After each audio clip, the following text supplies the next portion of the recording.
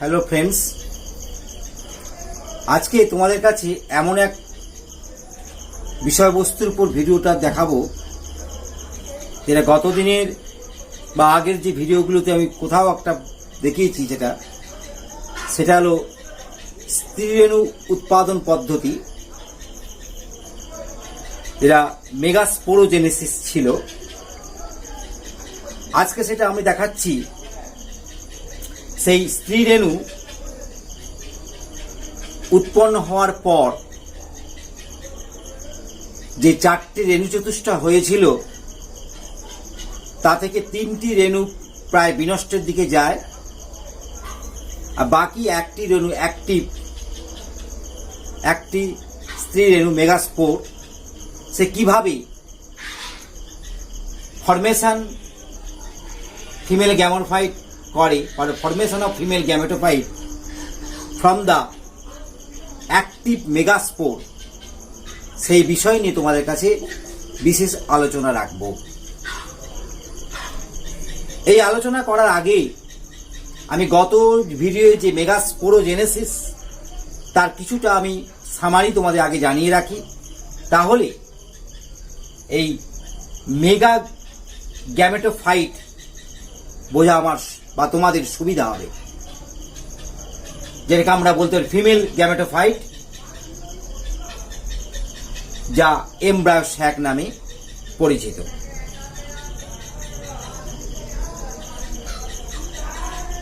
Mega gametogenesis, আমি ফাইটটাও বলতে পারি, আমি এখানে লিখে দিচ্ছি একবার, মেগা গ্যামেটোজেনেসিস।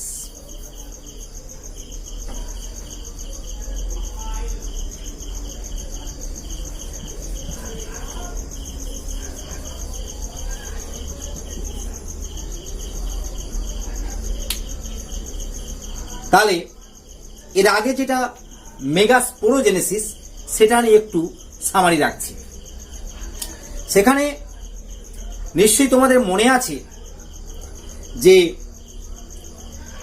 একটা পরিণত ওভিউল, ইয়ং ওভিউল, যা পরিণত ডিম্বক, তার যে হাইপোডার্মাল সেল অর্থাৎ অধস্তকীয় কোষ থেকে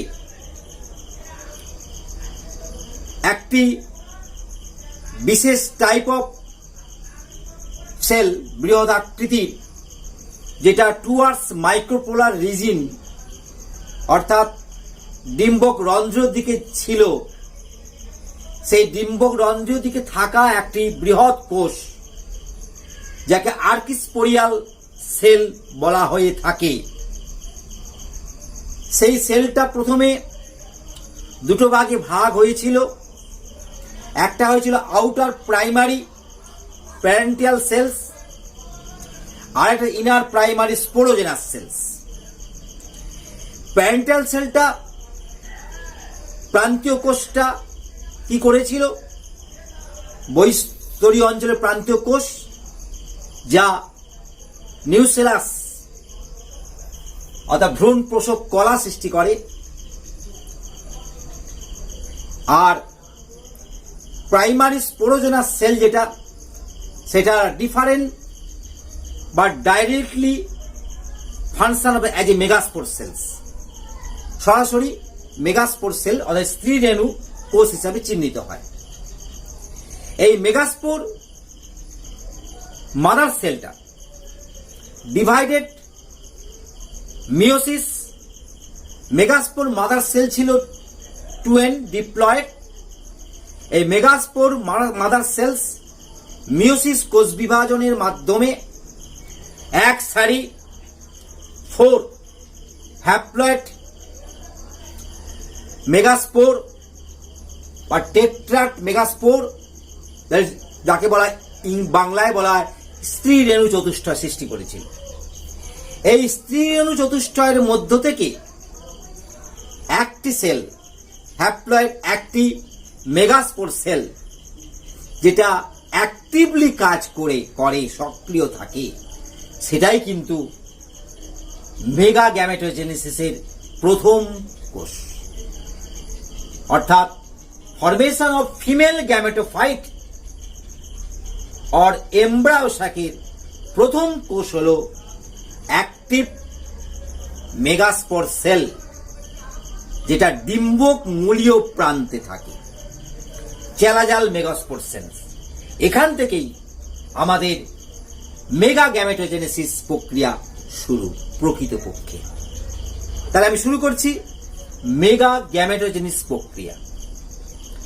তাহলে আমরা প্রথমে মেগা গ্যামেটোজেনেসিস ডেফিনেশন আকারে বলতে পারি যে development of female gametophyte from megaspore cell is called mega gametogenesis. বাংলায় যদি বলি, স্ত্রীরেণু হল স্ত্রীলিঙ্গধর উদ্ভিদের, ওই যে ফিমেল গ্যামেটোফাইটকে বাংলায় বলে স্ত্রীলিঙ্গধর উদ্ভিদের প্রথম কোষ। হ্যাপ্লয়েড স্ত্রীরেণু নিউক্লিয়াস মাইটোসিস কোষ বিভাজনের মাধ্যমে একাধিক নিউক্লিয়াস যুক্ত ভ্রূণস্থলিতে পরিণত হয়।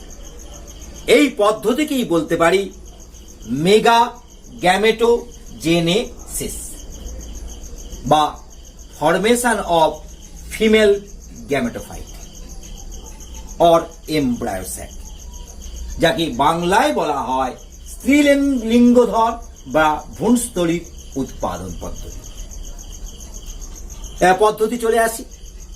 পদ্ধতিতে আমি 1 নম্বরে বলতে পারি যে haploid functional chalazal megaspore undergo first meiotic division to form 2 nucleus. অর্থাৎ বাংলায় যদি বলা যায় 1 নম্বরে যে চেলাজাল চেলাজাল মেগাস্পোর্স অর্থাৎ ডিম্বক মূলীয়, আমি লিখলে তোমাদের বুঝতে আরো সুবিধা হবে, ডিম্বক মূলীয় সক্রিয় স্ত্রীরেণু, সক্রিয় স্ত্রীরেণু প্রথম মাইটোটিক বা মাইটোসিস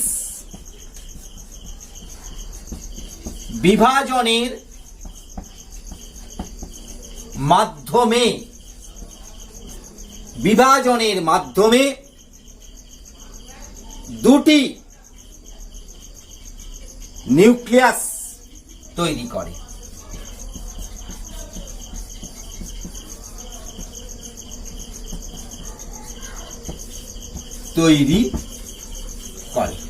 ক্লিয়ার? এবার আমি ছবিতে দেখাচ্ছি। দেখো এইটা হলো, এই দেখো এখানে এইটা হলো সক্রিয় স্ত্রীরেণু। এ নম্বর ছবিতে লক্ষ্য করে দেখো, সক্রিয় স্ত্রীরেণু অ্যাক্টিভ মেগাস্পোর।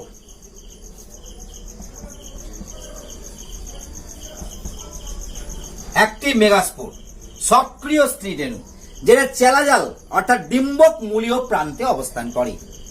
তাই বলা হয়েছে ডিম্বক মূলীয় সক্রিয় স্ত্রীরেণু প্রথম মাইটোসিস বিভাজনের মাধ্যমে দুটি নিউক্লিয়াস তৈরি করে। দেখো তৈরি করলো এখানে দুটো নিউক্লিয়াস, দেখেছো? এই এরপর এই দুটি নিউক্লিয়াস, একটা থাকে ডিম্বক রন্ধ্রীয় অঞ্চলে, আর একটা থাকে ডিম্বক মূলীয় অঞ্চলে। ক্লিয়ার? এই ডিম্বক রন্ধ্রীয় হ্যাপ্লয়েড মেগাস্পোর সেল আবার দ্বিতীয় পর্যায়ে 2 নম্বর পয়েন্টে লিখতে পারি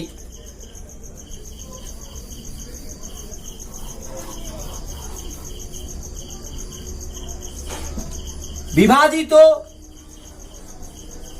দুটি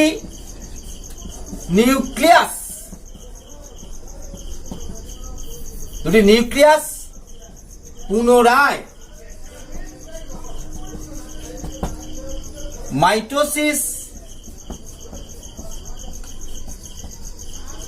বিভাজনের মাধ্যমে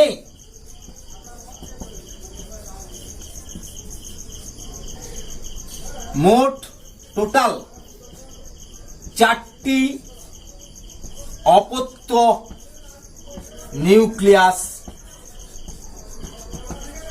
তৈরি করে। ক্লিয়ার?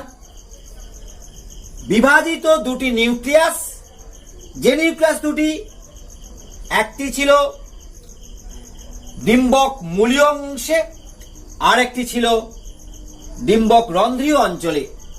এই দুটি নিউক্লিয়াস পুনরায় বিভাজিত হয়ে 2, 2, 4 4টি অপত্য নিউক্লিয়াস সৃষ্টি করে। Clear? Total 8 haploid nucleus system এর পর, অর্থাৎ আবার 3 নম্বর পয়েন্টে বলতে পারি, আবার ওই 4টে নিউক্লিয়াস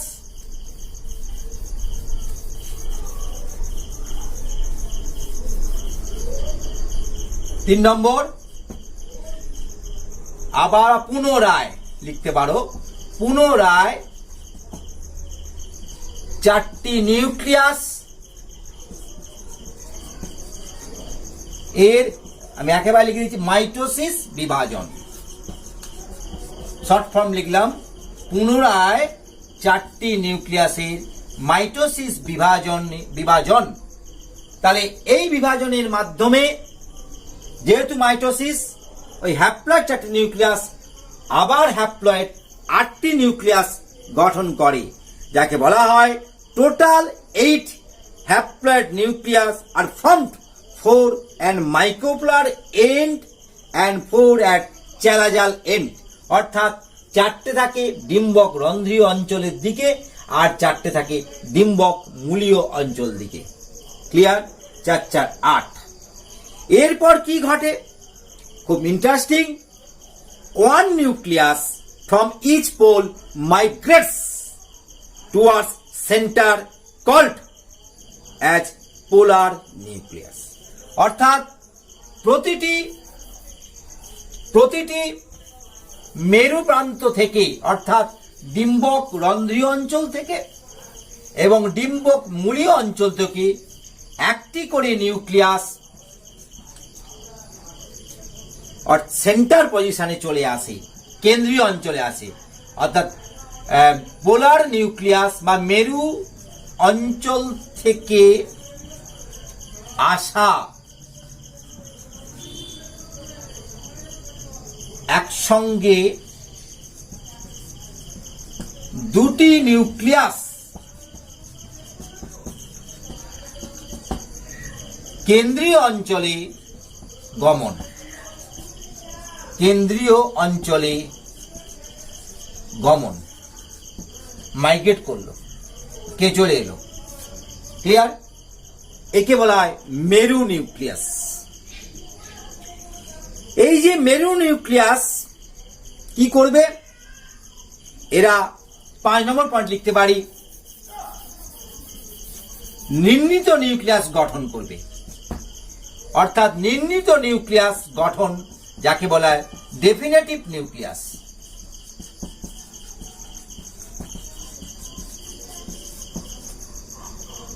গঠন।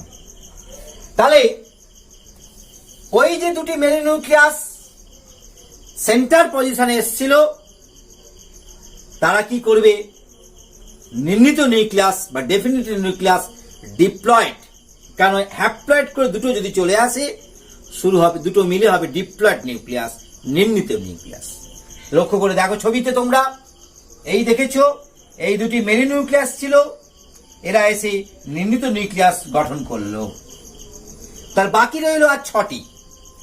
6টির মধ্যে 3টি দেখো মাইক্রোপোলার এন্ডে অবস্থান করেছে, আর 3টি দেখো কোথায় অবস্থান করেছে?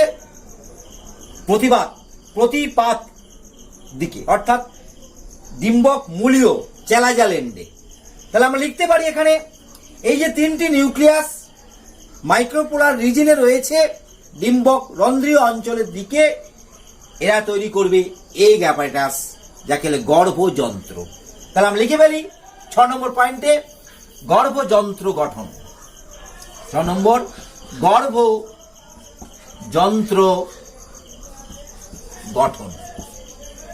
Egg apparatus formation. Egg apparatus formation. Egg apparatus ফরমেশনে লক্ষ্য করে দেখো, তিনটের মধ্যে একটি ছিল বড়, larger cell called is female gamete or egg, called is female gamete or egg, and two lateral haploid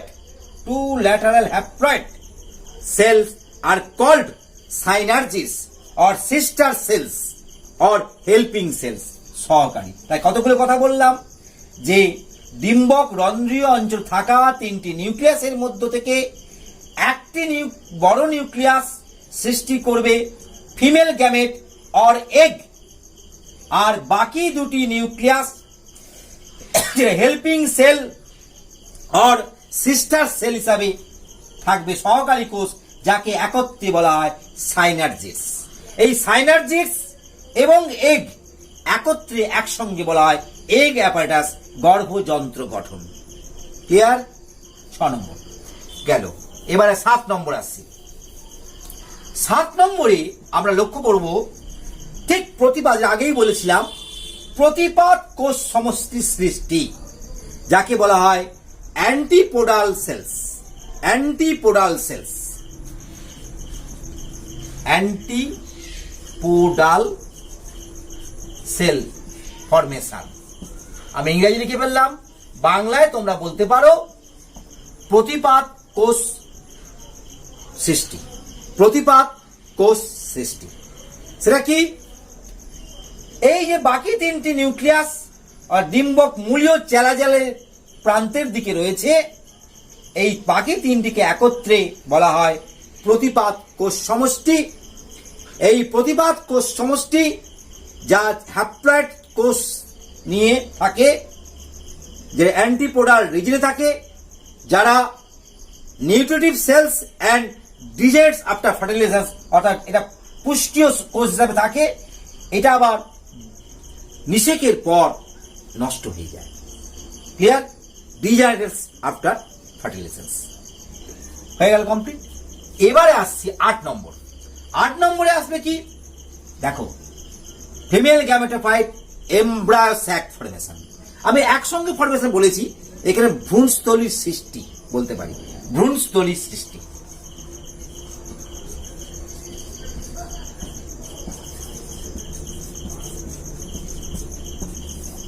embryo sac formation. এখানে কি হচ্ছে, at the 8 nucleus, that is 3, 3, 6 and 2 মিলে 8 nucleus developing megaspore, অর্থাৎ নিশ্চয়ই এটা সৃষ্টি হয়েছিল মেগাস্পোর থেকে, is called embryo sac. Developing megaspore, megaspore cell থেকে সৃষ্টি হয়েছিল, এটাকেই বলা হয় এমব্রায়ো স্যাক বা ফিমেল গ্যামেটোফাইট। অর্থাৎ female gametophyte is monosporic, endosporic, 7 cell and 8 nucleus. 7 cell হবে, 8 নিউক্লিয়াস। এইখানেই হলো মেগা গ্যামেটোজেনেসিস শেষ। অর্থাৎ ফরমেশন অফ ফিমেল গ্যামেটোফাইট এইভাবেই তৈরি হয়। অর্থাৎ এই যে গঠনটা কি বলবো, এই যে টোটাল লাস্ট যে গঠন, এই গঠনটাকেই বলবো আমরা ভ্রূণস্থলী। ভ্রূণস্থলী বুঝতে থাকে কোথায়? ডিম্বক, ডিম্বকে থাকে। তাহলে এটাই হলো আমাদের আজকের ভিডিওর মেগা গ্যামেটোজেনেসিস প্রসেস।